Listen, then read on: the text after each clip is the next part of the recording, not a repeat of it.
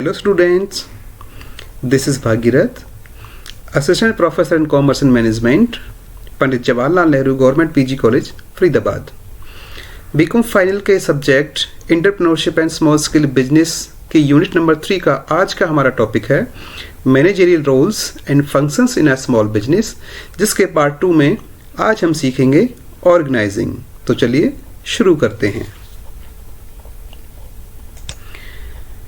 Management की process में part 1 यानी प्लानिंग हम पिछले लेक्चर में सीख चुके हैं। उसको आगे बढ़ाते हुए मैनेजमेंट की प्रोसेस का सेकंड स्टेप होता है ऑर्गेनाइजिंग या ऑर्गेनाइजेशन, जिसका हिंदी मीनिंग होता है संगठन।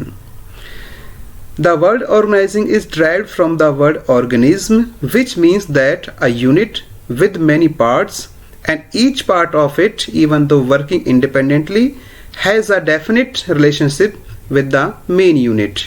यानी ऑर्गेनाइजेशन जो शब्द है वह निकला है ऑर्गेनिज्म से, जिसका मतलब होता है एक ऐसी इकाई जो कि कुछ पार्ट्स में बटी हुई होती है और वो प्रत्येक जो पार्ट होता है वह अलग अलग अपने फंक्शंस करता है, लेकिन फिर भी कहीं उनका आपस में रिलेशनशिप होता है और वो मेन यूनिट के लिए ही काम करते हैं। एग्जाम्पल के तौर पे हम अपनी बॉडी को ले सकते हैं। हमारी बॉडी के हाथ, पैर, नाक, कान, अनेक सारे पार्ट्स हैं। ये सभी पार्ट्स अपना अपना अलग अलग फंक्शंस करते हैं, लेकिन जो फंक्शंस करते हैं किसके लिए करते हैं? हमारे होल बॉडी के लिए, और आपस में इन सभी का रिलेशंस भी होते हैं। हाथ का पैर से, हाथ का कान से, आंख का नाक से, इन सभी का आपस में कहीं ना कहीं जुड़ाव है, रिलेशन भी होता है। इसलिए सभी कोऑर्डिनेशन में रह के एक दूसरे के सहयोग से ही पूरी बॉडी के लिए ही ये फंक्शंस करते हैं। ऐसे ही संस्थाओं में अनेक प्रकार के डिपार्टमेंट्स होते हैं, जैसे परचेज का डिपार्टमेंट हो गया, सेल्स का डिपार्टमेंट हो गया, आपका प्रोडक्शन का डिपार्टमेंट हो गया, आपका मैनेजमेंट कंसल्टेंट्स हो गए, या आपके अकाउंटेंट्स हो गए, या अन्य प्रकार के जितने वर्कर्स होते हैं। ये सभी अपने अपने फंक्शंस अलग अलग करते हैं, लेकिन फिर भी कलेक्टिवली किसके लिए काम करते हैं? पूरी संस्था के लिए। इसलिए कहीं ना कहीं इनका जुड़ाव है, आपस में रिलेशनशिप है। किसके साथ? मेन यूनिट के साथ, एक मेन जो आपकी कंपनी है उसके साथ। अन्य शब्दों में कह रहा है it refer to the harmonious adjustment of various elements to achieve common objectives. Harmonious adjustment of various activities और एलिमेंट्स। तो हमारी कंपनी में जितने प्रकार के एलिमेंट्स हैं, जितने भी तत्व हैं, या जितने भी हमारे डिपार्टमेंट्स हैं, जितने भी वर्कर्स हैं, जितने भी पोस्ट हैं, इन सभी के अंदर हार्मोनियस रिलेशनशिप यानी मधुर संबंध बनाता है। किसके लिए? टू अचीव कॉमन ऑब्जेक्टिव्स, यानी संस्था का जो उद्देश्य होता है सभी व्यक्ति उसी के लिए काम करते हैं, अपने अपने उद्देश्य के लिए कोई काम नहीं करता है। कोई भी कर्मचारी लगा लीजिए, चाहे वो सेल्समैन है, चाहे वो नॉर्मल वर्कर है, चाहे वो मैनेजर है, चाहे वो एक सीईओ है, वो सभी मिलके अलग अलग अपने परफॉर्मेंस देते हैं संस्था के मेन उद्देश्य की प्राप्ति के लिए। डेफिनेशन देखते हैं, मैकफार्लैंड जी क्या कहते हैं। And identifiable group of people contributing their efforts toward the attainment of goals is called organization। यानी ग्रुप ऑफ पीपल, लोगों का एक समूह होता है जो क्या करता है? अपना कंट्रीब्यूशन देता है। किसके लिए? संस्था के उद्देश्यों को प्राप्त करने के लिए। उन ग्रुप ऑफ पीपल को ही आप कहते हैं ऑर्गेनाइजिंग। ये जो ग्रुप ऑफ पीपल्स होते हैं इनमें सभी में अपना अपना फंक्शंस और सभी की अपनी अपनी ड्यूटीज, रेस्पॉन्सिबिलिटीज होती हैं। इस हिसाब से सभी के बीच में एक रिलेशन बनता है कि कौन किसका बॉस है, कौन किसका कर्मचारी है, कौन किसको आदेश देगा, कौन किसकी बात मानेगा, कौन किसके कहने से आगे बढ़ेगा, या कौन आपका सहकर्मी होगा। ये सभी जो रिलेशनशिप्स बनाए जाते हैं इन्हीं को हम ऑर्गेनाइजिंग या संगठन के नाम से जानते हैं। आइए इसकी कुछ फीचर्स पे प्रकाश डालते हैं। नेचर, कैरेक्टरिस्टिक्स या फिर फीचर्स ऑफ ऑर्गेनाइजेशन। इसका पहला जो फीचर है that is division of work, यानी कार्य का विभाजन। ऑर्गेनाइजेशन के माध्यम से ही हम अलग अलग प्रकार के व्यक्तियों को अलग अलग प्रकार का काम सौंपते हैं कि प्लानिंग का काम कौन करेगा, कंट्रोलिंग का काम कौन करेगा, प्रोडक्शन का काम कौन करेगा, सुपरविजन का काम कौन करेगा, अकाउंट की एंट्रीज कौन करेगा, ये सारे काम हम अलग अलग प्रकार से बांटते हैं। जो टोटल कंपनी होती है उसको हम कुछ विभागों में बांटते हैं, जैसे purchase department, sales department, production department, management department, finance department. फिर उस डिपार्टमेंट के भी हम सब डिवीजन करते हैं। सपोज करते हैं हमारा परचेज डिपार्टमेंट है, तो purchase of raw material department हम अलग कर सकते हैं, और परचेज ऑफ स्पेयर पार्ट्स का जो डिपार्टमेंट है वो हम अलग कर सकते हैं। इस तरह से हमारे डिवीजन ऑफ वर्क हो जाता है। नेक्स्ट इज कोऑर्डिनेशन, समन्वय। जितने भी कर्मचारी काम करते हैं वो आपस में कहीं ना कहीं किसी न किसी रिलेशनशिप से जुड़े हुए होते हैं। जैसा अभी हमने डिस्कस किया था कि परचेज डिपार्टमेंट को बांटना है। परचेज डिपार्टमेंट के फर्दर हमने कुछ 2 पार्ट बनाए थे। पहला पार्ट ये कि रॉ मटेरियल कौन खरीदेगा, दूसरा पार्ट दूसरा कि आपका स्पेयर पार्ट्स कौन खरीदेगा। तो परचेज डिपार्टमेंट का जो मैनेजर होता है वह आपने जो कर्मचारी हैं पर उसका रॉ मटेरियल खरीदने वाले हैं या फिर आपका स्पेयर पार्ट्स खरीदने वाले हैं, इन सबको आदेश देता है, और स्पेयर पार्ट्स वाले और रॉ मटेरियल खरीदने वाले सारे कर्मचारी या जो भी इसका अधिकारी है वो मिलकर आपस में सहयोग से ये काम करते हैं।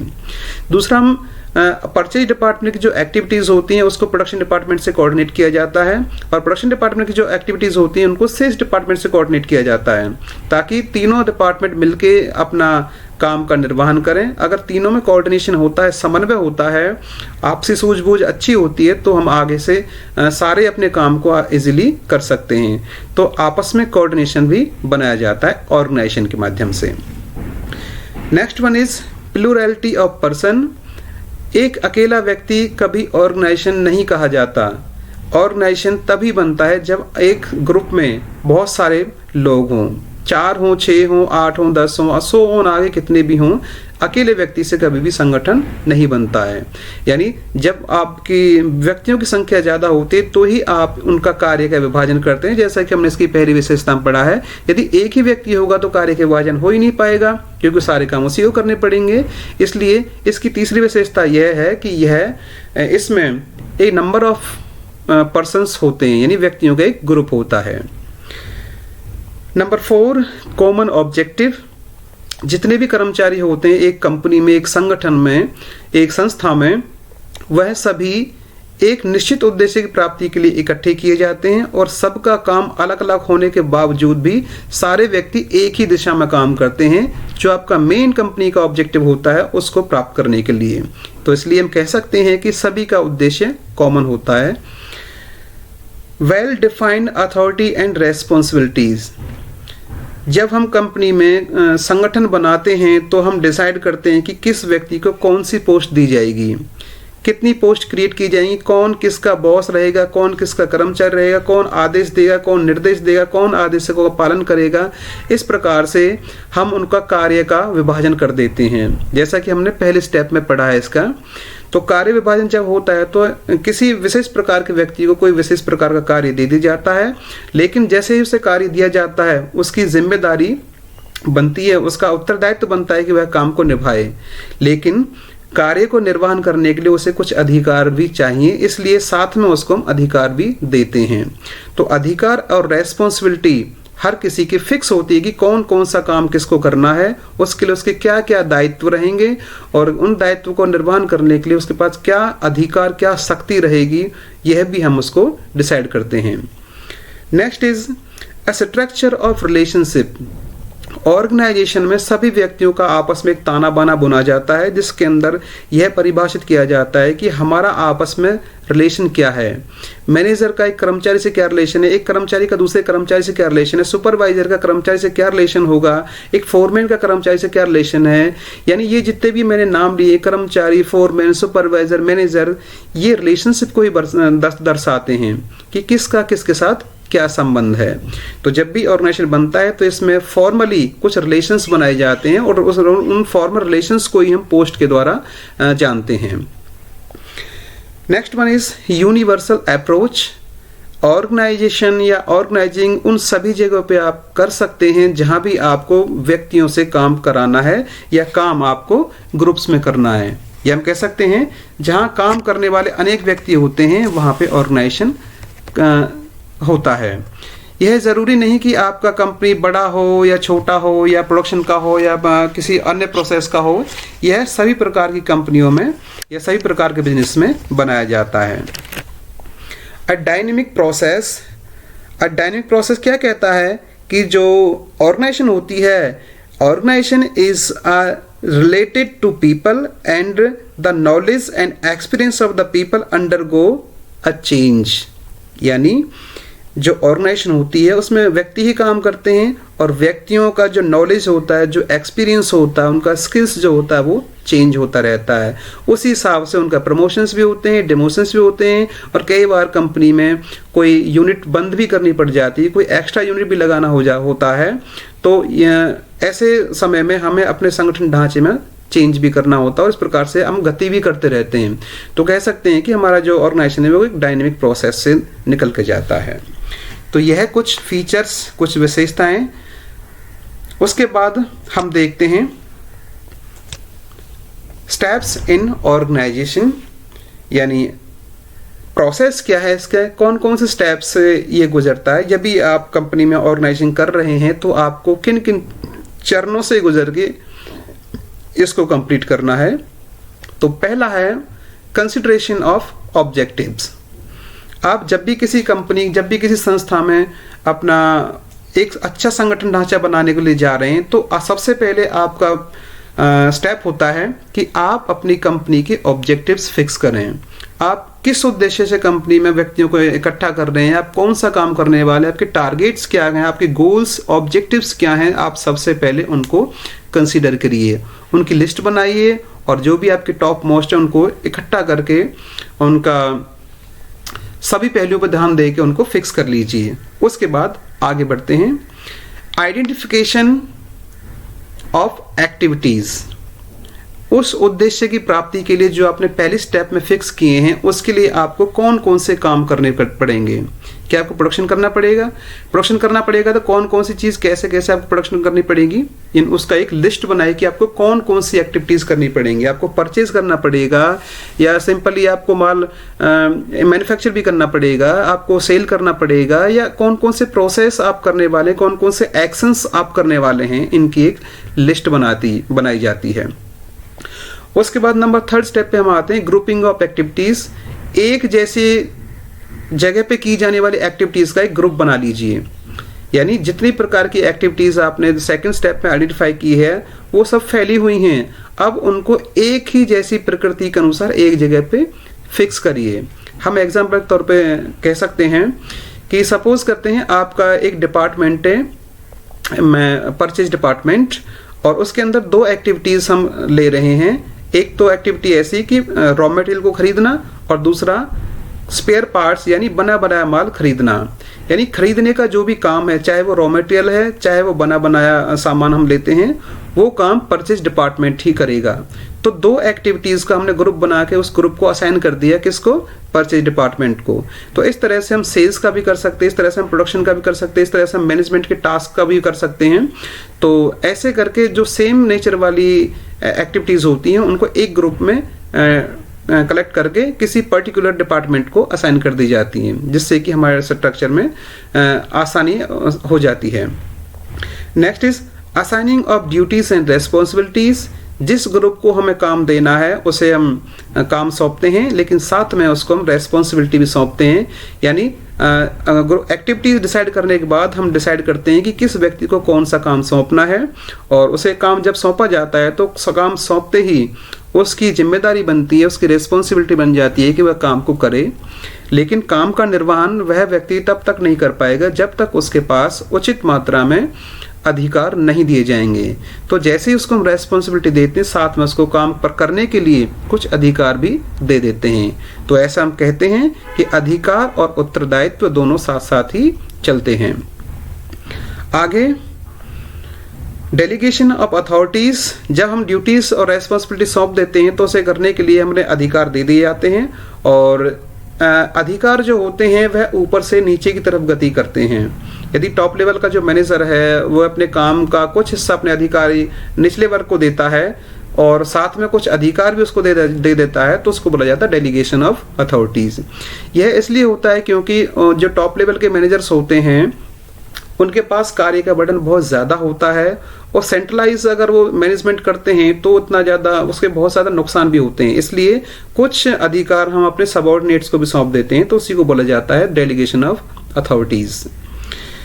डिफाइनिंग इंटर रिलेशनशिप, जितने भी हमारे वर्कर्स होते हैं या जितने भी हमने अधिकारियों को अधिकार सौंपे हैं या अन्य प्रकार के काम दिए हैं, हम सभी का आपस में उनका संबंध क्या रहेगा वो क्लियर करते हैं। इसके अंदर हम डिफाइन करते हैं कि कौन सा व्यक्ति क्या काम करेगा और उसका दूसरे व्यक्ति के साथ क्या संबंध रहेगा। या फिर हम कह सकते हैं, जैसे कि एग्जाम्पल के तौर पर ले रहे हैं, परचेज डिपार्टमेंट का जो परचेज मैनेजर होता है वह सुपीरियर होगा किसके लिए, उन सभी एम्प्लॉयज़ के लिए जो परचेज डिपार्टमेंट में काम करते हैं। इसका मतलब परचेज मैनेजर और परचेज के डिपार्टमेंट के अंदर जितने वर्कर्स काम कर रहे हैं उनके लिए आपस में हमने रिलेशन बना दिया है, और इस रिलेशन के आधार पे हम अन्य प्रकार के डिपार्टमेंट भी ऐसे ही कुछ रिलेशन बनाते हैं। जैसे कि फोरमैन का कर्मचारियों के साथ रिलेशन, एक कर्मचारी का फिर सुपरवाइजर के साथ, एक सुपरवाइजर का डिपार्टमेंटल मैनेजर के साथ क्या रिलेशन है, एक डिपार्टमेंटल मैनेजर का आपका जनरल मैनेजर के साथ क्या रिलेशन है, एक जनरल मैनेजर का आपके डायरेक्टर के साथ क्या रिलेशन है। इस प्रकार से सभी के हम आपस में एक दूसरे के संबंध फिक्स करते हैं कि कौन किसको आदेश देगा, कौन किसको सुझाव देगा, कौन किसको शिकायत करेगा। इस प्रकार से हम सभी की रिलेशन फिक्स कर लेते हैं। उसके बाद नंबर 7 स्टेप पे हम चलते हैं, प्रोवाइडिंग राइट एनवायरनमेंट। सारी चीज़ हम अरेंज कर देते हैं, लेकिन यदि हम उनको अच्छा वर्किंग एनवायरनमेंट नहीं दे पाते हैं तो वर्कर्स को काम करने में परेशानी होती है और इस कारण हमारा संगठन फेल हो जाता है। तो ज़रूरी है कि जहाँ भी लोग काम करते हैं वहाँ का वर्किंग करने का एनवायरनमेंट वहाँ पे अच्छा होना चाहिए।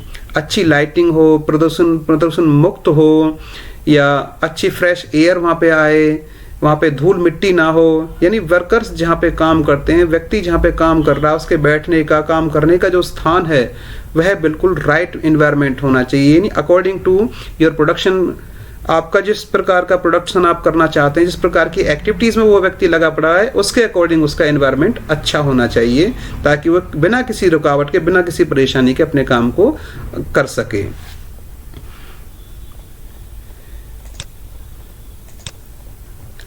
Formal organisation and informal organisation.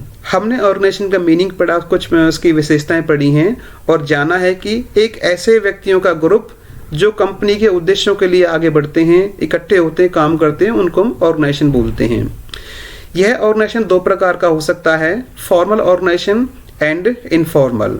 Formal कौन सा होता है? Formal organization refer to the organization structure which is designed deliberately by management to accomplish a particular task। यानी फॉर्मल ऑर्गेनाइजेशन वह ऑर्गेनाइजेशन है अथवा वह स्ट्रक्चर होता है जो मैनेजमेंट के द्वारा जानबूझकर बनाया जाता है। किस उद्देश्य के लिए? एक किसी विशेष प्रकार के काम को पूरा करने के लिए। It is written and authorised in nature. यह लिखित रूप में होता है और अधिकृत होता है। यानी मैनेजमेंट के द्वारा जानबूझकर सोच विचार करके कंपनी के उद्देश्यों को प्राप्त करने के लिए जो रिटर्न अधिकारों की श्रृंखला बनाई जाती है, रिलेशनशिप बनाए जाते हैं, कौन से काम किस किस को कैसे कैसे करने हैं, जो रिलेशनशिप का ताना बाना आप बनाते हैं, इसको बोला जाता है फॉर्मल ऑर्गेनाइजेशन। और यह अधिकृत होता है कंपनी के द्वारा और सभी व्यक्तियों को यह मानना होता है। इसके विपरीत दूसरा होता है informal organisation. It is referred to the natural grouping of people in the work situation to meet personal needs। Personal needs, ध्यान दीजिए शब्द पे। अपनी खुद के व्यक्तिगत आवश्यकताओं की प्राप्ति करने के लिए जो लोग इकट्ठे होकर काम करते हैं किसी विशेष प्रकार की सिचुएशन में, तो उसको बोला जाता है informal organisation. It is not written and unauthorised in nature. यह रिटर्न नहीं होता है और ना ही यह अधिकारियों द्वारा अधिकृत अथवा मान्य होता है। यानी फॉर्मल में हमने जाना था कि यह कंपनी के उद्देश्यों की प्राप्ति करने के लिए बनाया जाता है कंपनी के अधिकारियों के द्वारा, और जबकि इनफॉर्मल ऑर्गेनाइजेशन जो होता है वह आम जनता द्वारा, आम लोगों द्वारा, या हम कह सकते हैं कर्मचारियों द्वारा अपने खुद के व्यक्तिगत उद्देश्यों की प्राप्ति करने के लिए बाती बातों में बना ली जाता है। इसका ना तो कोई रिटर्न फॉर्मेट होता है और ना ही इसको फॉलोअप करना, इसको मानना, इसका अनुसरण करना कंपनी के द्वारा बाध्य भी नहीं होता है, क्योंकि यह कंपनी द्वारा अधिकृत नहीं है। तो इसलिए एक कंपनी में कौन सा ऑर्गेनाइजेशन स्ट्रक्चर होता है जो अधिकृत होता है? वह होता है फॉर्मल।